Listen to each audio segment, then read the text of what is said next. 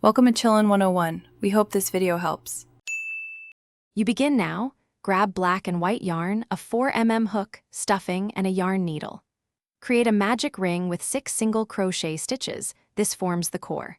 Increase each round evenly to expand the base so the penguin stands stable. Measure roughly 4 centimeters for a small toy. Do not pause on supplies. Start crocheting to form the belly. Once done, switch to black yarn where the body color begins so color transitions are clean and you avoid visible joins. You now shape the neck and head. Change to black yarn and crochet rounds with minimal increases so the neck narrows naturally.